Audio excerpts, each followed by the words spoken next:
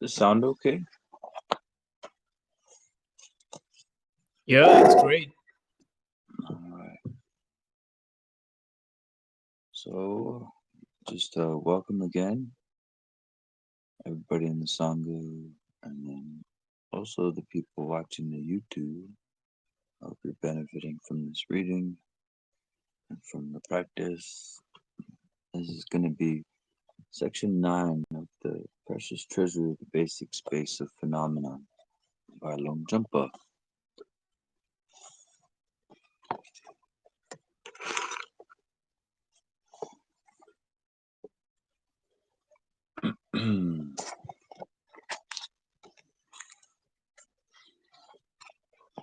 And just to summarize, part 1 was about how samsara and nirvana don't stray from basic space, just like in a dream. If you're dreaming about samsara, if you're dreaming about becoming free, just like if you're wet or dry with water,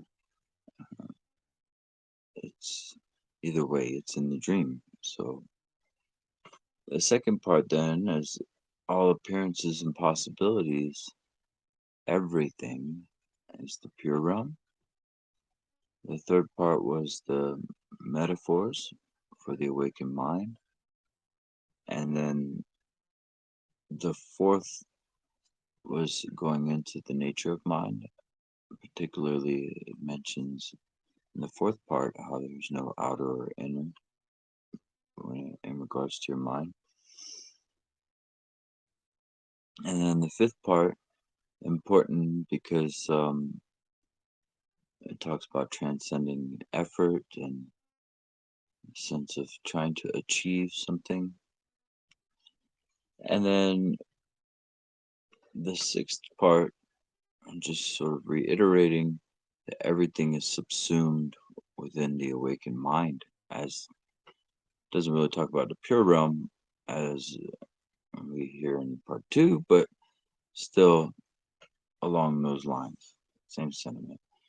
And then in part 7 was touching on presence, one of the four samayas, that the mind is purely present. And then the eighth part that we just read was on non duality. Okay,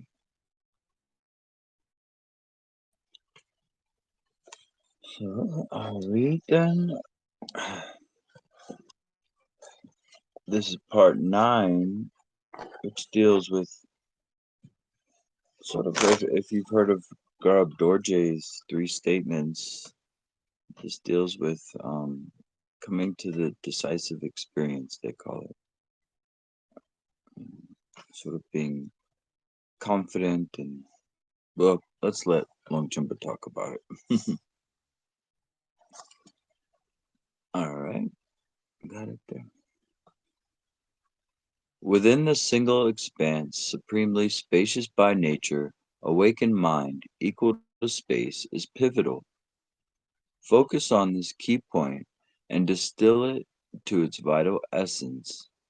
It is the greatest of the great, wholly positive, and spacious enlightened mind. In its very essence, it thoroughly shatters the outer confines of reality. Within this single vast expanse, there is no duality of realization versus its lack, of freedom versus its lack, but a supreme state of equalness.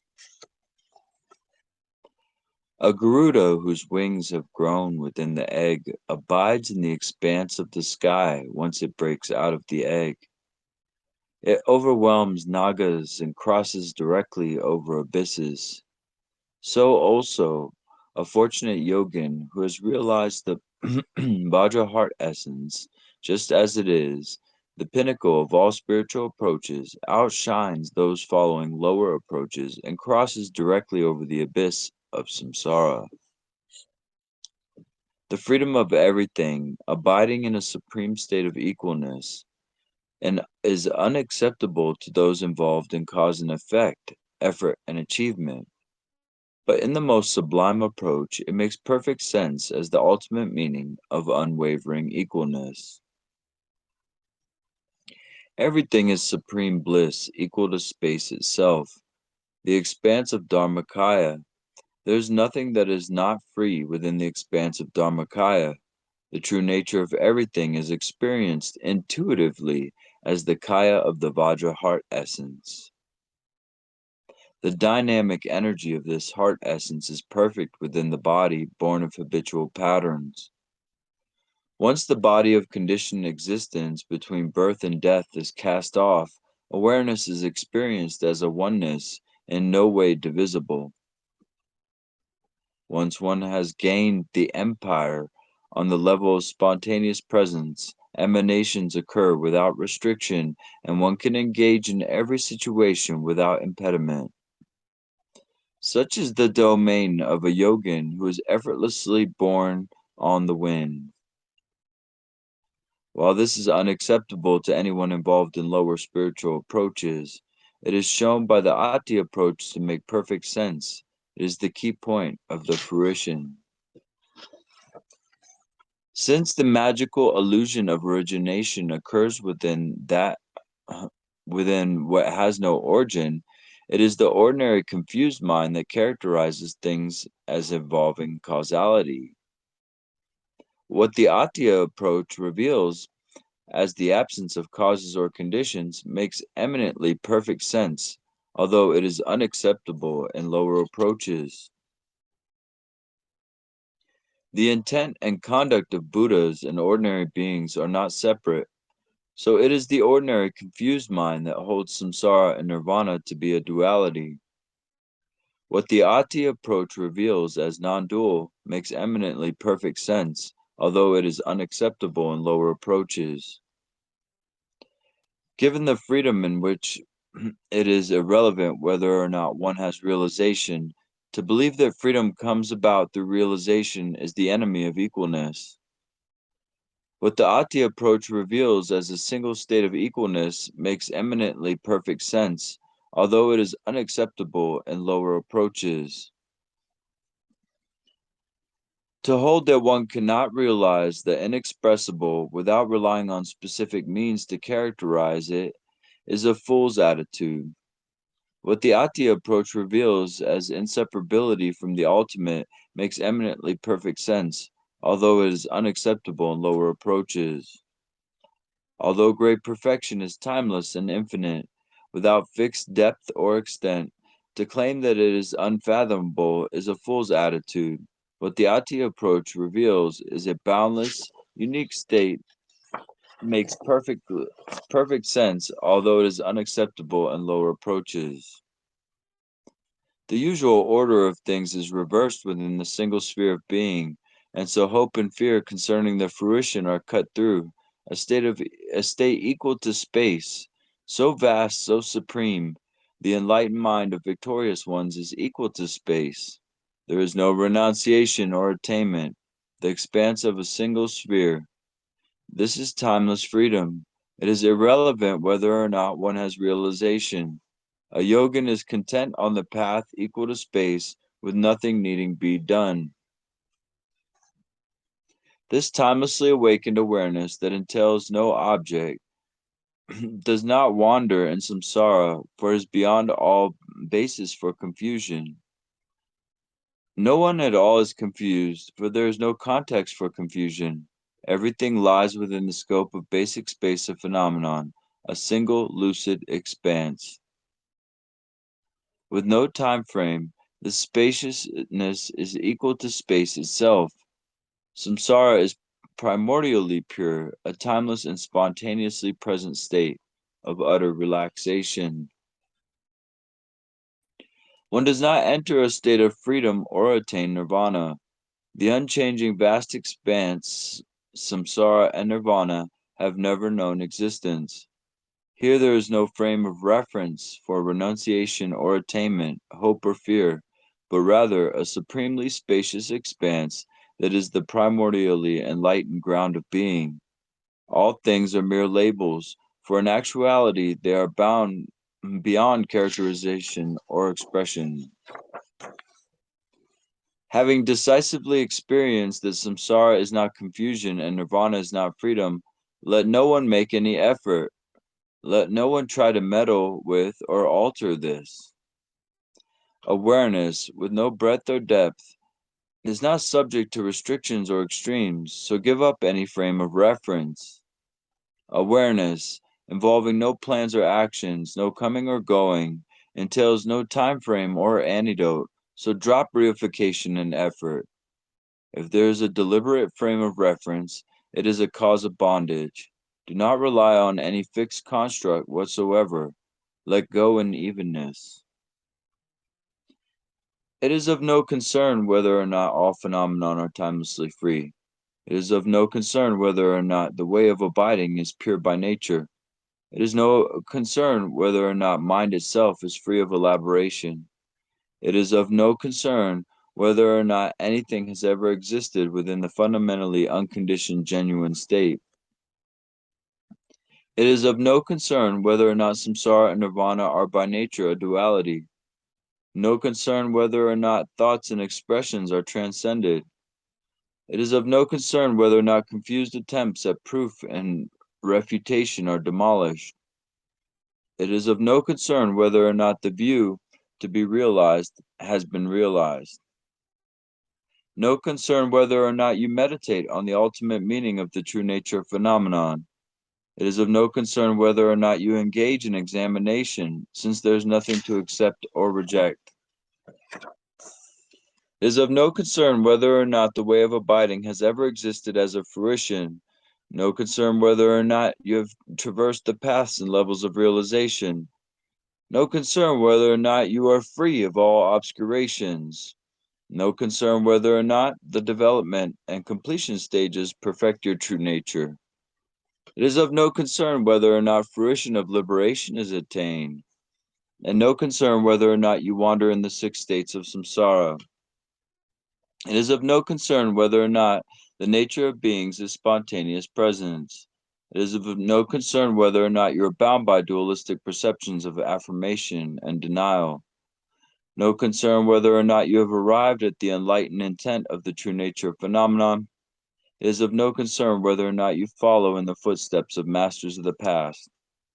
No matter what arises, even if heaven and earth change places, there is a bare state of relaxed openness without any underlying basis, without any reference point, nebulous, ephemeral, and evanescent. This is the mode of a lunatic, free of the duality of hope and fear, with unbiased view and meditation. Ordinary consciousness that is caught up in reification collapses. Without the entanglements of wishful thinking, there is no thing to strive for or achieve. Let whatever happens happen, and whatever manifests manifest. Let whatever occurs occur, and whatever is be. Let whatever is anything at all be nothing at all. With your conduct unpredictable, you make the final leap into awareness, without the slightest basis for determining what is spiritual or not, and so this bare state, with no reference point, is beyond the cage of philosophy. Whether eating, moving around, lying down, or sitting, day and night, you rest in infinite evenness, and so that you experience the true nature of phenomenon as their equalness. There are no gods to worship, no demons to exorcise, nothing to cultivate in meditation. This is completely ordinary state. With the single state of evenness, the uncontrived ruler that has no pride, there is oneness, a relaxed and unstructured openness. How delightful! Things are timelessly ensured without having to be done, and being free of effort and achievement, you are content. Given that there is no basis for the view or specific context for meditation, there is no factor of conduct or fruition to accomplish, since everything is infinitely uniform in undifferentiated equalness, there is no need for concerted effort. In the absence of any fixed dimension, you are content. So there is no speculation, ordinary ideas of achievement come to an end. Since there is nothing to abandon, antidotes, constricting fixations are transcended. There's not the slightest sense of there being anything or everything, or even something that is or is not. And so whatever manifests, whatever arises, is inevitably free. Phenomenon are ineffable. They do not exist as timelessly free, naturally free, or not free. And so the single state of evenness with no reference point is beyond being any phenomenon that could be decisively experienced.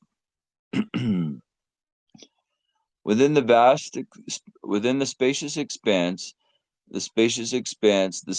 vast expanse, I, Longchen Rabjam, for whom the lucid expanse of being is infinite, experience everything as embraced within a blissful expanse, a single non-dual expanse. I, Natsuk Rangdro, have reached the point of natural freedom where phenomenon resolve. Unchanging, spontaneous presence is the pinnacle of my excellent counsel. Moreover, you who follow my example bring everything together thus within the timeless range of a single vast expanse. In this way, you will gain the ongoing state of authentic being on the level of Samantabhadra. This is the ninth section of the precious treasury of the basic space of phenomenon, demonstrating the decisive experience that one comes to concerning all phenomenon within the expanse of awakened mind.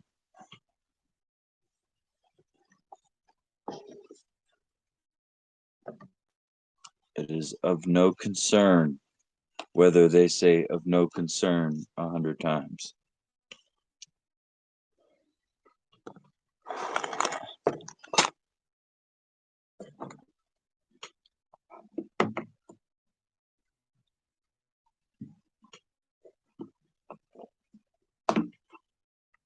Okay, maybe we can cut the recording there, and then if we want to start another one, we can. But that way you'll have that.